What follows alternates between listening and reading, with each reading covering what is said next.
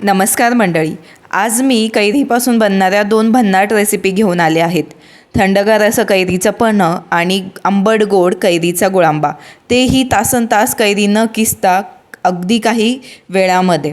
दोन्ही रेसिपी अगदी सोप्या आहेत. चला तर मग सुरुवात करूयात.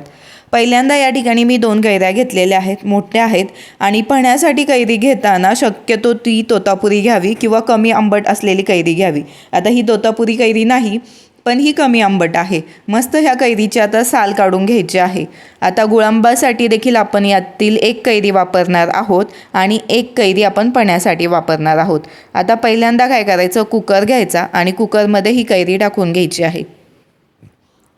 गुळांबा आपण किसून बनवतो ना, तर त्यासाठी खूप वेळ जातो. असा इन्स्टंट 8 ते 10 दिवस टिकण्यासाठी जर तुम्हाला हवा असेल ना, तर अशा पद्धतीने तुम्ही हा गुळांबा नक्कीच बनवू शकता.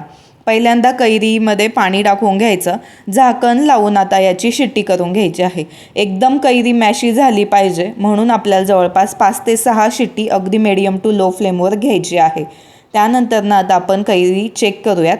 मस्त आता कैरी शिजली गेलेली आहे, ती साईडला काढून घेऊयात. कैरी शिजत होती तोपर्यंतच मी गूळ देखील चिरून घेतलेला आहे. हवं तर तुम्ही किसून देखील वापरू शकता.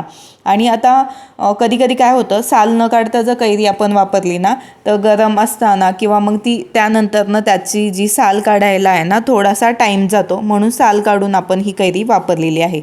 आता हे जे पाणी आहे ना, ते तुम्ही पिण्यासाठी देखील असंच वापरू शकता फ्रीजमध्ये ठेवून. आता हे जे आहे ना, मस्त ही कैरी शिजली गेलेली आहे. आता ही मॅश करून न घेता मी असे याचे काप करून घेत आहे, कारण थोडीशी गरम आहे. आता याचे सर्व काप करून आपण घेऊयात. आता आपण जे पन्हं बनवणार आहोत ना, तर पन्हं जवळपास 8 ते 10 दिवस टिकतं. पण जास्त दिवस टिकण्यासाठी मी काही टिप्स सांगणार आहे, त्यामुळे व्हिडिओ शेवटपर्यंत नक्की पहा. कारण उन्हातनं आल्या आल्या थंडगार असं काहीतरी घरात रेडीमेड असेल ना पिण्यासाठी, तर आपल्याला देखील बरं वाटतं.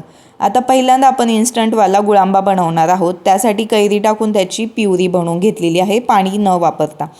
आता एका चाळणीवर टाकून घ्यायची आणि त्याचबरोबर यामध्ये गूळ टाकायचा आहे. आता जर तुम्हाला आंबट गोड हवं असेल ना, तर कैरीचा पल्प जेवढा आहे ना, त्याच्या अर्ध्यामध्ये गूळ टाकू शकता. जर खूप गोड हवं असेल तर गुळाचं प्रमाण वाढवू शकता. मस्त आता हे सर्व मी चाळणीवर ठेवून चाळून घेतलेलं आहे. तुम्ही हवं तर कैरीची प्युरी बनवताना, म्हणजे कैरी वाटून घेतानाच त्यामध्ये गूळ वापरला तरी देखील चालेल. आणि नंतर गाळणीने असं गाळून घ्यायचं, कारण गुळामध्ये खडे असतात आणि कैरीमध्ये सुद्धा थोडंसं त्याचा जे असे धागे असतात ना, ते राहतात. म्हणून अशा पद्धतीने आपण हे गाळून घ्यायचं आहे. या ठिकाणी आपला इन्स्टंटवाला गुळांबा बनवून तयार झालेला आहे. चिमूटभर 2 चिमूट मीठ टाकूया, जेणेकरून याची चव वाढेल. आणि छान घट्टसर झालेला आहे. याच्यामध्ये पाण्याचं प्रमाण कमी आहे, त्यामुळे 8 ते 10 दिवस हा आरामशीर टिकेल. पाणी मी अजिबात वापरलेलं नाही आहे. आणि जर जास्त दिवस टिकण्यासाठी बनवायचं असेल ना, तर एक 5 मिनिट कढई गॅसवर ठेवायची, अगदी लो फ्लेमवर शिजवून द्यायचा 5 मिनिट हा गुळांबा. म्हणजे तो घट्टसर होतो आणि यातील पाणी एक्स्ट्राचं निघून जातं आणि जास्त दिवस टिकण्यासाठी मदत होते. आता तेच मिक्सरचं भांडं घेतलेलं आहे आणि राहिलेल्या एका कैरीचा पल्प मी यामध्ये टाकून घेतलेला आहे. पन्हं बनवताना यामध्ये थोडंसं पाणी तुम्ही टाकलं ना, तरी देखील चालतं. आता पन्ह्यासाठी तुमच्या आवडीनुसार गूळ घेऊ शकता. जितका पल्प तितका गूळ तुम्ही या ठिकाणी वापरू शकता.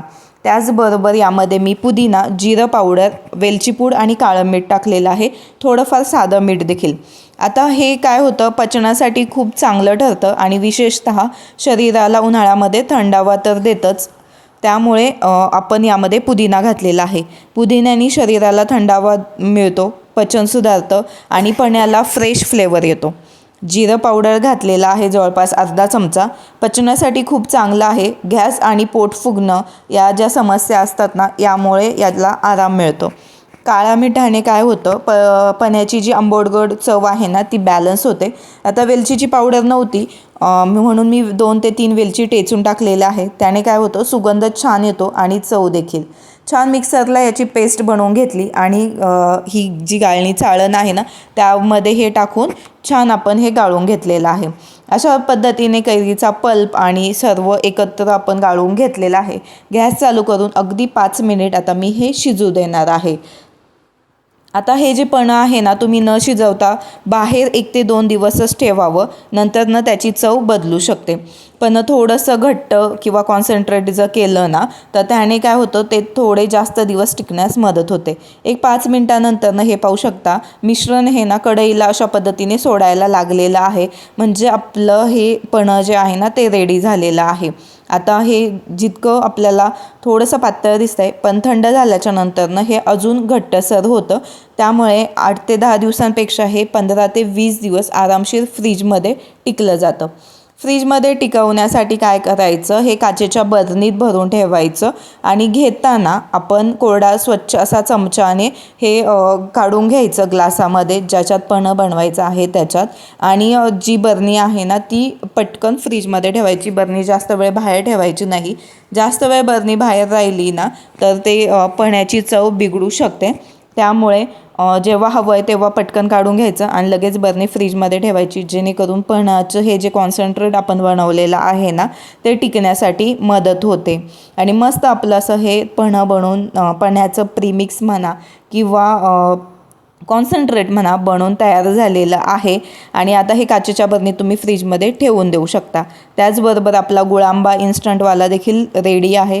तुम्ही जर किसून गुळांबा बनवत असाल ना तर अशा पद्धतीने एकदा न किसता गुळांबा बनवून पहा. खूप छान याची देखील चव लागते.